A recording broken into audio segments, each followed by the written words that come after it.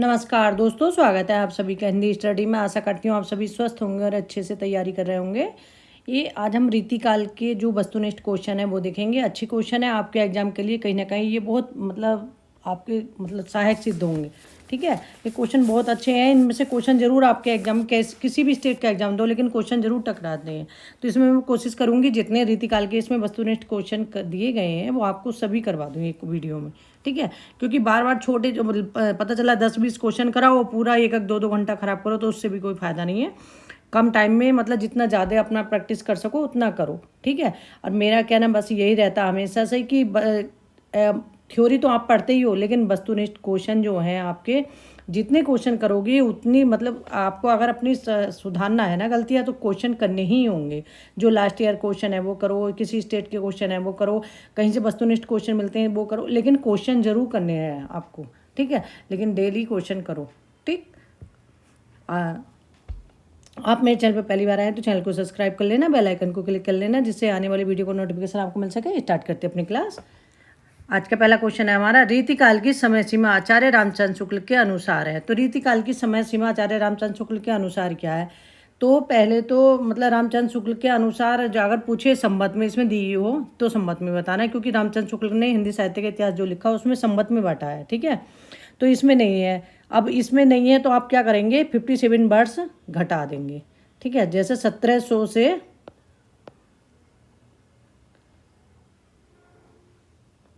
1375 से 1700 और 1700 से 1900 इन्होंने माना था समय। ठीक है, अब इसमें जब आप 1700 को क्या करोगे, माइनस करोगे 57, इसमें से माइनस कर लोगे तो 57 माइनस करेंगे 10, 3 यहाँ 9, 4 16। ठीक है, 643। तो ये 643 कौन से में मिल आया? तो वो ऑप्शन हमारा ये होगा। तो ऑप्शन हमारा इसमें कौन सा? 3 है। इस तरह से अगर आपको विक्रम संवत में पता है और ईस्वी में निकालना तो आप 57 वर्ष माइनस करके उसमें से निकाल सकते हैं। ठीक, आगे देखते हैं। उत्तर मध्यकाल को रीतिकाल की संज्ञा किसने दी है? तो उत्तर मध्यकाल को रीतिकाल किसने कहा है? तो ये रामचंद्र शुक्ल ने कहा है। किसने कहा? रामचंद्र शुक्ल ने। और ये जितने मैंने इनका नामकरण आपको डलवा भी दिया है, एक मैंने छोटी सी 2-3 मिनट की वीडियो बना के डाली है, उसमें देख लेना। रीतिकाल आदिकाल के नामकरण जरूर पूछे जाते हैं, तो इनसे ज़रूर क्वेश्चन बनता है। ठीक है, जैसे एक बार फिर भी रिवाइज करा दूं, मिस्र बंधुओं ने क्या कहा है रीतिकाल को? इसमें 2-3 नाम तो दे रखे, पहले ये क्वेश्चन करा दूं, फिर उसके बाद जो बचेंगे मैं एक बार रिवाइज करा दूंगी आपको। मिस्र बंधुओं ने उत्तर मध्यकाल को क्या कहा? तो मिस्र बंधुओं ने उत्तर मध्यकाल को क्या कहा? तो इन्होंने कहा है अलंकृत काल का है। उत्तर मध्यकाल को श्रृंगार काल नाम किसने दिया है? तो उत्तर मध्यकाल को श्रृंगार काल नाम किसने दिया है? विश्वनाथ प्रसाद मिश्र ने। और उत्तर मध्यकाल किसे कहते हैं? रीतिकाल को कहते हैं। ये क्वेश्चन में पूछा गया है। आगे देखते हैं, काल क्रम अनुसार रीतिकाल के प्रथम कवि कौन ठहरते हैं? तो इसमें जो दे रखे हैं इनमें से काल क्रम अनुसार रीतिकाल के कवि कौन ठहरते हैं, अब ये पूछने लगे तो इनकी ट्रिक बना के याद कर लेना कि केशव बिहारी चिंता छोड़ मत पद्माकर से कुलपूछ। इस तरह से मैंने एक ट्रिक बना के पूरे लेखक याद करे थे, तो आप इस तरह से याद कर लेना। तो इसमें कौन से है जो हमारे होंगे सही? तो इसमें केशव दास पहले आएंगे। एक बार पूछा गया था कलाकाल किसने कहा है? कलाकाल रमाशंकर शुक्ल रसाल ने और राम कुमार वर्मा ने रीतिकाल को क्या कहा है? कलाकाल। ठीक है, भगीरथ मिश्र का पूछा गया है, रीति श्रृंगार काल किसने कहा है? भगीरथ मिश्र ने कहा है। आगे देखते हैं, रीति की अविरल परंपरा किस कवि से चली मानी जाती है? तो रीति की अविरल परंपरा किस कवि से चली मानी जाती है? तो ये ऑप्शन होगा चिंतामणि से। और चिंतामणि त्रिपाठी से किसने मानी है? रामचंद्र शुक्ल ने।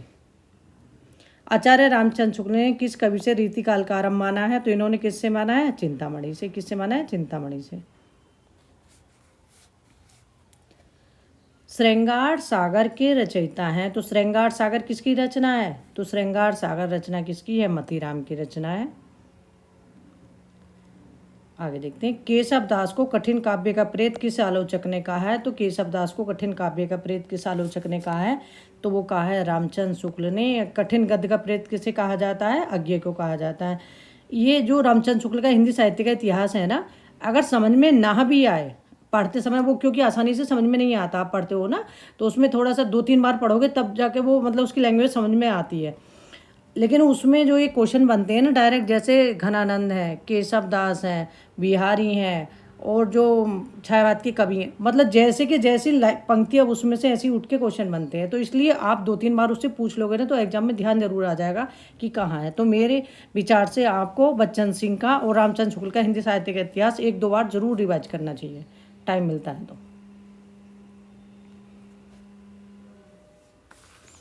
आगे देखते, इसमें संदेह नहीं कि रीति मतलब काव्य रीति का सम्यक समावेश पहले पहल आचार्य केशव ने ही किया, पर हिंदी में रीति ग्रंथों की अविरल और अखंडित परंपरा का प्रवाह केशव की कविप्रिया के प्रिया 50 वर्ष पीछे चला, और वह एक भिन्न आदर्श को लेकर, केशव के आदर्श को लेकर नहीं। पंक्तियाँ किसकी हैं? तो ये पंक्तियाँ किसकी हैं हमें बतानी है।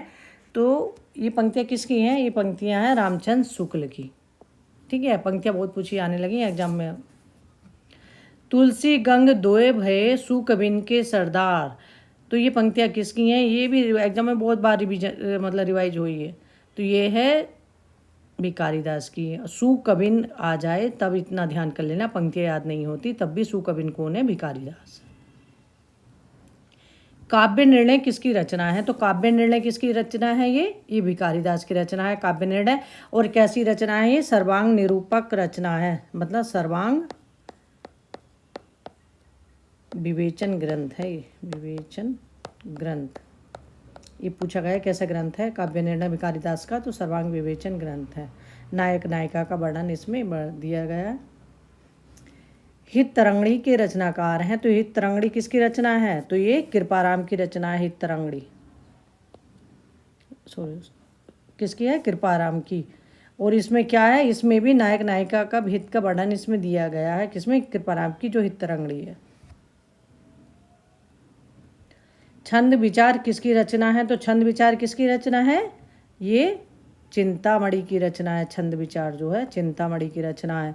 और एक है छंद विचार, एक रचना है हाँ छंद प्रकाश, एक छत्र प्रकाश, हाँ वो नीचे है। ठीक है, यह है छंद प्रकाश। छंद प्रकाश किसकी रचना है? तो छंद प्रकाश रचना है ये भिखारीदास की। और एक है छंद प्रकाश, छत्र प्रकाश।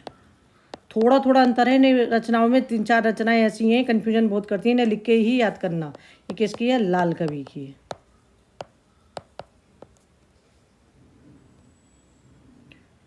आखिन मोंदिबे के मिस आनी अचानक पीठी उरोज लगावे, किसकी पंक्तियां हैं? तो ये पंक्तियां किसकी हैं? तो ये है मतीराम की। आखिन मूंद के कौन बैठ गए? मतीराम बैठ गए आँख मूंद के। बिहारी के दोहों पर किसका प्रभाव है? तो बिहारी के दोहों पर किसका प्रभाव है? गाथा सप्तशती का। गाथा सप्तशती किसकी रचना है? ये हाल की रचना है जो प्राकृत भाषा में है। किसमें है?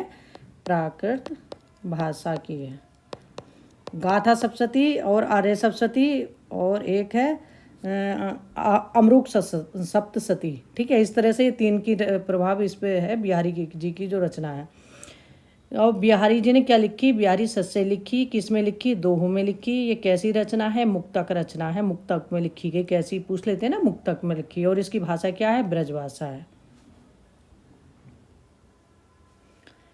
ललित ललाम के रचयिता कौन है? तो ललित ललाम के रचयिता कौन है इसमें? तो ललित ललाम किसकी रचना है? ये मतीराम की रचना है ललित ललाम। मतीराम की एक रचना आप बहुत पूछी आ रही है एग्जाम में, फूल मंजरी। फूल मंजरी किसकी रचना है? मतीराम की। और हजारी प्रसाद द्विवेदी ने मतीराम को क्या कहा है? गृहस्थी के कवि। गृहस्थी के कवि किसे कहा जाता है? मतीराम को। और किसने कहा? हजारी प्रसाद द्विवेदी ने। ठीक है, ये भी क्वेश्चन पूछा गया है। छत्रसाल दशक के रचनाकार हैं, तो छत्रसाल दशक के रचनाकार हैं भूषण हैं। भूषण एक ऐसे कवि हैं जो रीतिकाल में वीर रस की रचनाएं इन्होंने की है, जो वीर रस के कवि भी कहलाए हैं रीतिकाल में भूषण। और इनकी पंक्तियाँ आती हैं ना तो उसमें यमक अलंकार होता है ज़्यादातर पंक्तियों में। ठीक है, आगे देखते हैं। कवि भूषण की उपाधि किस रीतिकालीन कवि को मिली? तो कवि भूषण की उपाधि किस रीतिकालीन कवि को मिली थी? तो वो भूषण को मिली थी। और किसने दी थी? चित्रकूट के सोलंकी राजा रुद्र ने दी थी, ठीक है, जो उपाधि दी थी। और जो रामचंद्र शुक्ल ने इनको क्या कहा? हिंदू जाति के प्रतिनिधि कवि। हिंदू जाति के प्रतिनिधि कवि किसे कहा जाता? भूषण को। और किसने कहा? रामचंद्र शुक्ल ने। कवि कुल कल्पतरु किसकी रचना है? ये चिंतामणि की रचना है। चिंतामणि की सारी रचनाएं अच्छे से देख लेना कौन कौन सी हैं। घनानंद की रचना है, केशव की रचना है, और पद्माकर की रचना है, देव की रचना है। जो मेन ऐसे लेखक हैं जिनकी रचनाएं एग्जाम में पूछी ही जाएंगी, तो उनको तो आपको अच्छे से देखना है, ठीक। अलंकार पंचाशिका किसकी रचना है? तो अलंकार पंचाशिका किसकी रचना है? ये मतीराम की रचना है। आलम केली किसकी रचना है? तो आलम केली आलम की रचना है। सुजान विनोद किसकी रचना है? तो सुजान विनोद जो है ये देव की रचना है। सुजान विनोद, अब देखो मैंने लिए तीनों लिख दी थी इसमें। तो एक है सुजान विलास, तो वो सोमनाथ की रचना है, सुजान विलास जो है। एक है सुजान चरित जो सूदन की रचना है। और सुजान सागर या सुजान हित किसकी रचना है? ये घनानंद की रचना है। सुजान से ही शुरू है ये, लेकिन कंफ्यूजन कर देती हैं एग्जाम में आगे देखते हैं। भाषा भूषण, तो भाषा भूषण किसकी रचना है? जसवंत सिंह की रचना है। भाषा भूषण किसकी रचना है? जसवंत सिंह की। और इसमें दोहे पूछे गए हैं, कितने हैं? 212 दोहे हैं इसमें। कितने दोहे हैं? 212 दोहे, ठीक है। और ये मतलब इसमें अलंकार से संबंधित है ये 212 दोहे जो है इसमें, ठीक। सुनीति प्रकाश, तो सुनीति प्रकाश किसकी रचना है? तो ये है सुनीति प्रकाश गुरु गोविंद सिंह की। रसराज किसकी रचना है? तो रसराज मतीराम की रचना है। विनय शतक किसकी रचना है? तो विनय शतक किसकी रचना है इसमें से बताना है आपको। तो ये है तोष कवि की रचना है। मैं जैसे कराती आ रही है, आप भी टिक लगाते आना, सोचना कि कितने क्वेश्चन आप इनमें से अभी भी नहीं जानते, और ये सारी रचनाएं एग्जाम में आई हुई हैं, ठीक है। तो इसलिए जो आए हुए क्वेश्चन है और दोबारा एग्जाम में आ रही है, तो वो क्वेश्चन तो गलत हमारा नहीं होना चाहिए, क्योंकि अगर वो भी क्वेश्चन गलत हो रही है तो समझ लो मतलब मेरिट में बहुत पीछे चले जाओगे आप। रस रहस्य, तो रस रहस्य किसकी रचना है? ये कुलपति मिश्र की रचना है। विष्णु विलास किसकी रचना है? तो विष्णु विलास बताना इसमें से किसकी रचना है? तो ये लाल कवि की रचना है। कवि कल्पद्रुम, तो कवि कल्पद्रुम किसकी रचना है? तो ये है श्रीपति की रचना है, कवि कल्पद्रुम। सुजान हित प्रबंध किसकी रचना है? तो ये घनानंद की रचना है। किसकी है? घनानंद की। अंग दर्पण किसकी रचना है? रसलीन की 2 रचनाएं हैं, एक तो है कौन सी? अंग दर्पण, और एक इनकी है रस प्रबोध जो रचनाएं हैं, ठीक है। और रसलीन का मूल नाम क्या था? सैयद गुलाम नबी, ये पूछे गए हैं, सैयद गुलाम नबी, ठीक। इनकी एक पंक्तियाँ पूछी जाती हैं अंग दर्पण की, ये अमीय हल मद भरे श्वेत श्याम रतरान, ठीक है। तो यथा संख्या अलंकार है इसमें। तो ये पंक्तियाँ पूछी जाती किसकी हैं? तो ये अंग दर्पण से ली गई हैं, और रसलीन की पंक्तियाँ। इश्कनामा किसकी रचना है? तो इश्कनामा किसकी रचना है ये? तो ये इश्कनामा सॉरी दोस्तों, इश्कलता है घनानंद की, और इश्कनामा है बोधा की। अब लता से ध्यान कर लेना, लता घनी होती हैं, तो ये घनानंद की हैं, और इश्कनामा किसकी है? बोधा की रचना है। दोनों रचनाएं मिलती हुई हैं। काव्य निर्णय किसकी रचना है? तो काव्य निर्णय किसकी रचना है? ये भिखारी दास की रचना है, काव्य निर्णय। सुजान चरित किसकी रचना है? तो ये सूदन की रचना है, सुजान चरित। विरह वारिस बोधा की रचना है। कवि कुल कंठाभरण, तो कवि कुल कंठाभरण किसकी रचना है? दुल्हे कवि की रचना है। जो रीति काल में कितने प्रकार के कवि थे? 3 प्रकार के कवि थे, ठीक है। रीतिबद्ध, रीति सिद्ध और रीति मुक्त। और बिहारी कैसे थे? रीति सिद्ध कवि। और रीतिकाल के प्रतिनिधि कवि कौन थे? बिहारी थे। और रीति मुक्त में पूछ लेते हैं, ऑप्शन में दे देते हैं ये कि इसमें से रीतिकाल के रीति मुक्त कवि कौन से हैं। ठीक है, बोधा, आलम, ठाकुर, जुजदेव, घनानंद, ये कैसे रीति मुक्त कवि थे। इस तरह से ये भी याद कर लेना, क्योंकि इनसे ये क्वेश्चन भी बनते हैं। जगत विनोद किसकी रचना है? तो जगत विनोद है पद्माकर की रचना। व्यंग्यार्थ कौमुदी किसकी रचना है? ये प्रताप शाही की रचना है व्यंग्यार्थ कौमुदी। इश्क नामा किसकी रचना है? तो देखो अभी इश्क लता घनानंद की, और इश्क नामा किसकी? बोधा की रचना है। कवित रत्नाकर किसकी रचना है? सेनापति की रचना है। और सेनापति कैसे थे? राम भक्त थे। ठीक है, सेनापति और केशव दास को जो रामचंद्र शुक्ला है उन्होंने भक्ति काल में रखा है। सुधा निधि, तो सुधा निधि किसकी रचना है? तो ये तोष कवि की रचना है सुधा निधि। रसार्णव किसकी रचना है? तो ये सुखदेव मिश्र की रचना है। काव्य रसायन, तो काव्य रसायन किसकी रचना है? तो काव्य रसायन किसकी रचना है? ये देव की रचना है। और काव्य कल्पद्रुम, तो काव्य कल्पद्रुम किसकी रचना है? ये सेनापति की रचना है। छत्रसाल दशक किसकी रचना है? भूषण की रचना है। छत्रसाल दशक, शिवा वावनी और इन्होंने शिवराज भूषण। ठीक है, शिवराज भूषण में कितने अलंकारों को वर्णन है? 105 अलंकारों को वर्णन है इनके। प्रोत पचासा पद्माकर की रचना है। नैषधीय चरित किसकी रचना है? तो नैषधीय चरित किसकी रचना है? ये गुमान मिश्र की रचना है नैषधीय चरित जो है।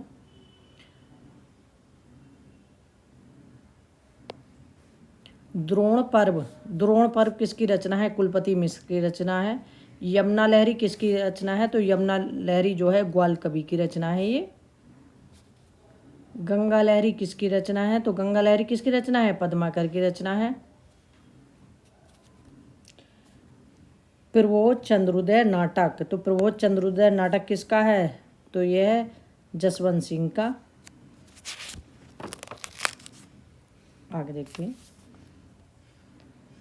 देव माया प्रपंच नाटक है। तो देव माया प्रपंच नाटक किसका है? ये देव का है। देव की सारी रचनाएं अच्छे से देख लेना। इनके रामचंद्र शुक्ल ने 23 ग्रंथ माने हैं। ठीक है, कितने ग्रंथ माने? 23 ग्रंथ माने जो रामचंद्र शुक्ल ने माने। वैसे तो 72 ग्रंथ हैं इनके जो। भावविलास किसकी रचना है? देव की रचना है। और लक्षण श्रृंगार जो है, लक्षण श्रृंगार किसकी रचना है? ये मतीराम की रचना है। हिम्मत बहादुर वृद्धावली किसकी रचना है? तो ये पद्माकर की रचना है। इनका मतलब एक तो ये कि मैं बीच बीच में बोलती रहती हूँ, तो जो मेरा अनुभव है वो शेयर करती रहती हूँ। और इनसे क्या मतलब आपको बेनिफिट मिलेगा ये कि जैसे लेट रहे हैं या कहीं काम कर रहे हैं या कहीं बिजी हैं, तो अपना वीडियो लगा के अपना ये सुन सकते हो, तो आपका एक ये क्वेश्चन कंप्लीट हो जाएंगे। जो सुन के ऐसा नहीं है, कान से सुना हुआ हमारा जो हम देख के पढ़ते हैं उससे भी जल्दी याद होता है, क्योंकि टीचर समझाता है वो चीज़ हमारी जल्दी वो होती है। बस मेरा तो यही है, लेकिन आपका क्या है वो मैं नहीं समझती। कृपा कांड किसकी रचना है? तो कृपा कांड है घनानंद की रचना। चंडी चरित किसकी रचना है? तो चंडी चरित किसकी रचना है? ये गुरु गोविंद सिंह की रचना है। रस केली बल्ली, रस केली बल्ली किसकी रचना है? घनानंद की रचना है। एक कोक सागर है इनकी रचना जो है, वो भी पूछी जाती। कोक सागर। विज्ञान गीता, विज्ञान गीता किसकी रचना है? केशव दास की रचना है। केशव दास की सारी रचनाएं और आध्यात्मिक से संबंधित ये रचनाएं हैं इनकी, जो विज्ञान गीता है।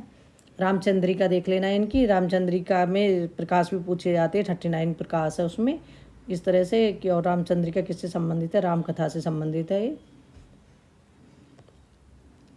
कुबले माला कथा संस्कृत ग्रंथ किस लेखक का है? तो कुबले माला कथा संस्कृत ग्रंथ किस लेखक का है?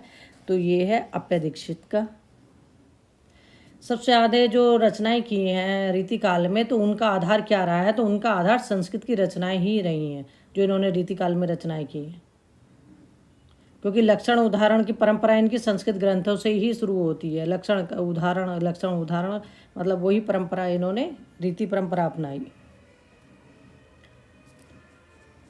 हिंदी साहित्य का प्रथम काव्यशास्त्रीय ग्रंथ माना जाता है। तो हिंदी साहित्य का प्रथम काव्यशास्त्रीय ग्रंथ कौन सा माना जाता है? तो इसमें ऑप्शन हमारा कवि प्रिया होगा, केशव दास की। निम्न में से कौन रीतिबद्ध कवि नहीं है? देखो पूछा गया जैसे, तो इसमें से रीतिबद्ध कवि कौन से नहीं है? तो बिहारी हैं, रीति सिद्ध कवि हैं। कैसे हैं? रीति सिद्ध कवि हैं। निम्न में से कौन रीति मुक्त कवि है? तो इनमें से कौन है जो रीति मुक्त कवि हैं? तो वो है आलम बोधा, आलम ठाकुर, दुष्देव और घनानंद रीति मुक्त कवि हैं।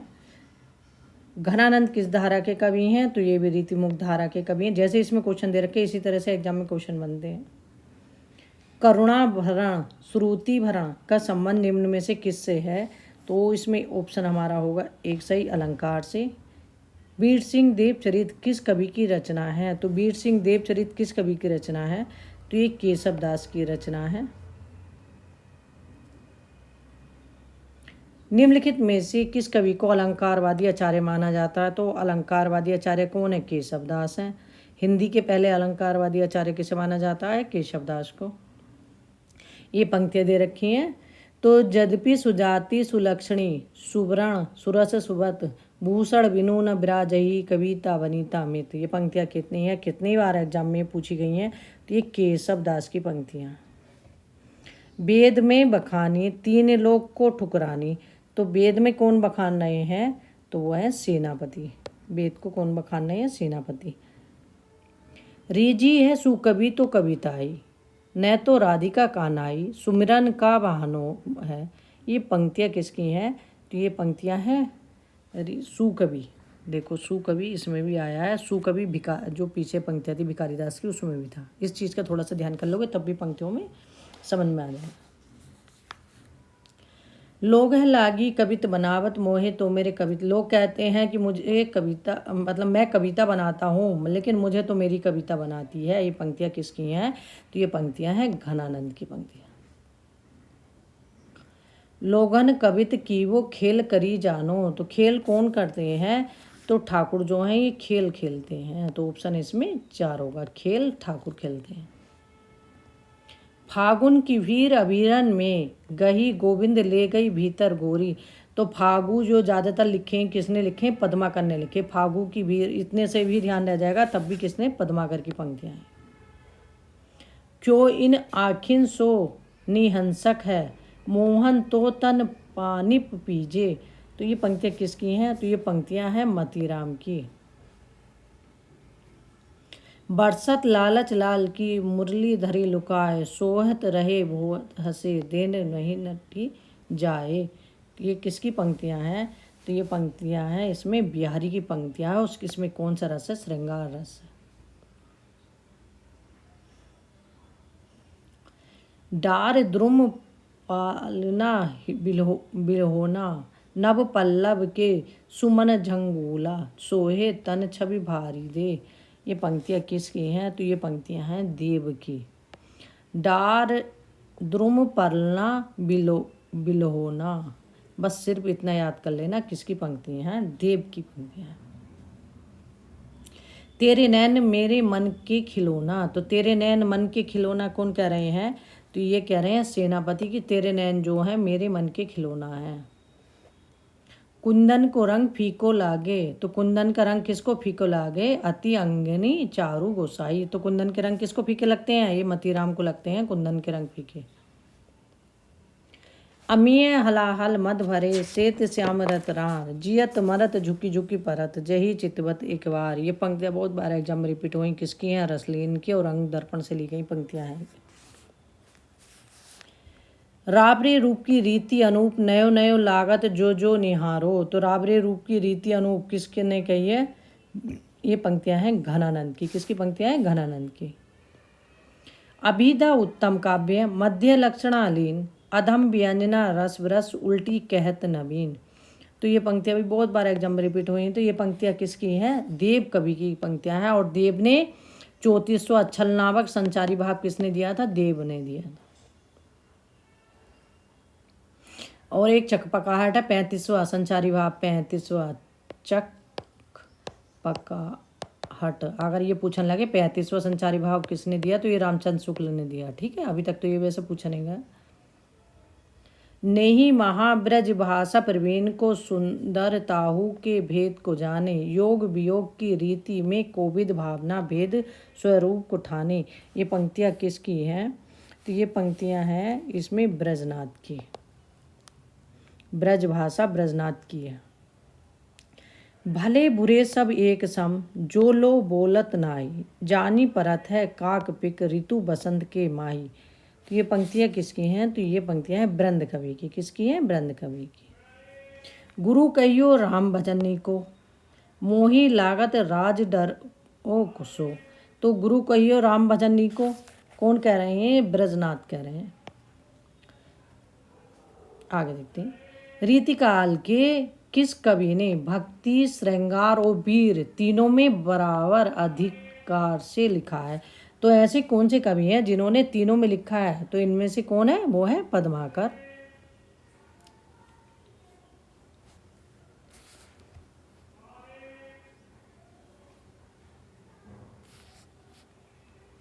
ऋतु वर्णन के लिए रीतिकाल के कौन से कवि प्रसिद्ध हैं? तो ऋतु वर्णन के लिए रीतिकाल के कौन से कवि प्रसिद्ध हैं? तो वो हैं सेनापति। और ये कौन से अलंकार के लिए? ये श्लेष अलंकार, इनका प्रिय अलंकार कौन सा है? श्लेष अलंकार। ये भी पूछा जाता है, ठीक है। रीतिकालीन राम काव्य के कवि माने जाते हैं। तो रीतिकालीन राम काव्य के कवि कौन माने जाते हैं? तो वो हैं सेनापति और केशवदास। बिहारी की कविता को शक्कर की रोटी किस आलोचक ने कहा है? तो बिहारी की जो कविता है उसे शक्कर की रोटी किसने कहा है? तो वो कहा है पदम सिंह शर्मा ने। किसने कहा? पदम सिंह शर्मा ने। कनक छुरी सी कामनी काहे को कटी छीन, ये पंक्तियाँ किसकी हैं? तो ये पंक्तियाँ किसकी हमें बताना है।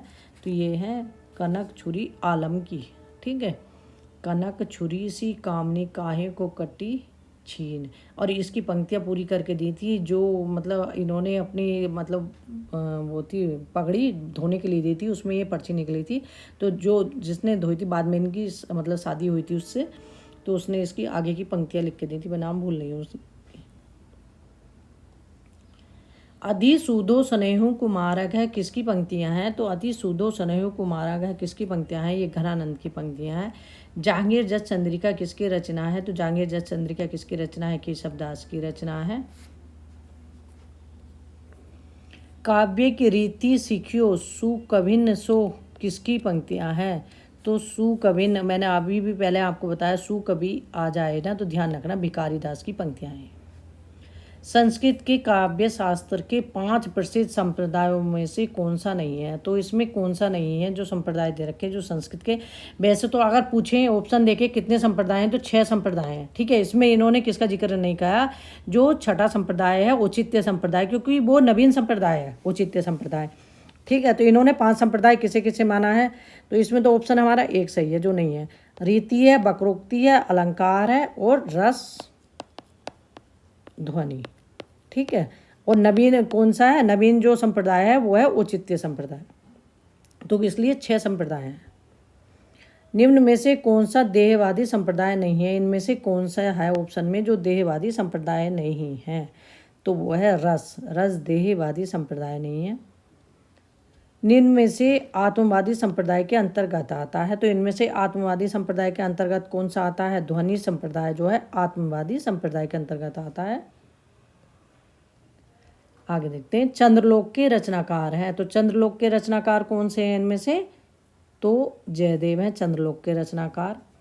आर्य सप्तशती किसकी रचना है? तो आर्य सप्तशती किसकी रचना है? तो ये है गोवर्धन आचार्य की। आमरुक की रचना कौन सी है? अमरूक शतक, ठीक। अमरूक शतक, गाथा सप्तशती, आर्य सप्तशती, ये तीनों रचनाएं जो है ना तो इनका किस पे मतलब बिहारी की सत्सई पे इन तीनों का असर दिखाई देता है।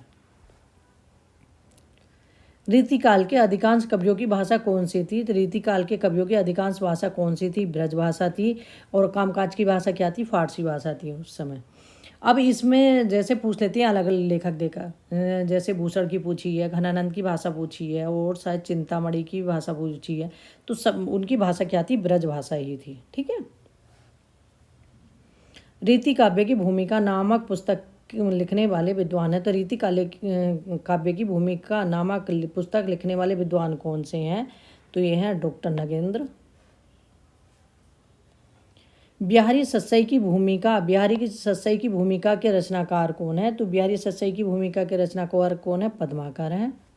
ब्रजभाषा व्याकरण के रचयिता हैं। तो ब्रजभाषा व्याकरण के रचयिता कौन से हैं?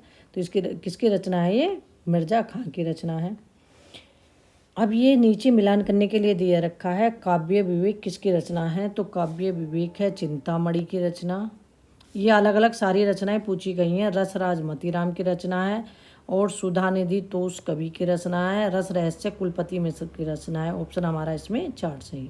ठीक है, आज के अपने ये क्वेश्चन कंप्लीट हो गए। रीतिकाल के जितने लगभग क्वेश्चन थे, ये वस्तुनिष्ठ क्वेश्चन तो इतने करवा चुकी हूँ मैं अपने मतलब चैनल पे। जब भी मुझे क्वेश्चन मिलते हैं, क्योंकि मैं कोशिश यही रहती क्वेश्चन के साथ मैं आपको मतलब जो मुझे नॉलेज होती वो भी बताने की कोशिश करती हूँ। क्वेश्चन तो मैं चाहती हूँ कि जितने आप करें। तो कुछ तो बच्चे ऐसे ही हैं कि थ्योरी भी नहीं पढ़ते, वो क्वेश्चन से ही मतलब काम हो जाता है। ठीक है, तो इसलिए हमेशा एग्जाम में क्या होता है, अगर आप सरल क्वेश्चन बचा के ले गए ना तो मेरिट आपकी बहुत हद तक बन जाती। हम क्या सोचते हैं वो होशियार है, हम थोड़ा मतलब वो ऐसे हैं, हमसे इतना नहीं हुआ। हम सब अगर आप निकाल के देखो ना एवरेज, सभी एक ही एवरेज के बच्चे होते हैं। जब जो मतलब वो नहीं करें जो तैयारी करते हैं, जो तैयारी नहीं करते वो तो अलग है, जो तैयारी करते हैं वो लगभग एक ही एवरेज में आती हैं, क्योंकि मेहनत सभी बराबर करते हैं। मेन चीज़ होती है एग्जाम में किसका माइंड कितना काम करता है, वो प्रेजेंट टाइम में काम करता मतलब समय हमारा है। ठीक है, जो 3 घंटे में काम कर गया, चाहे कितने भी होशियार हो, उस समय अगर आप भरते समय गोला खराब कर दिया या आते हुए क्वेश्चन खराब कर दिए तो समझ लो कितने भी होशियार हो आपके मतलब गए। ठीक, इसलिए ये छोटी छोटी बात को एग्जाम में ध्यान रखना पड़ेगा। शुरू से ही प्रैक्टिस करते जाओ, ध्यान रखो इस चीज़ का कि कहाँ कहाँ हम क्या, ऑप्शन को आराम से पढ़ो और नहीं है सही है इन चीज़ों का भी एग्जाम में हमेशा ध्यान रखो। ठीक है, आज के लिए इतने ही, मिलते हैं अगले वीडियो में, तब तक के लिए धन्यवाद।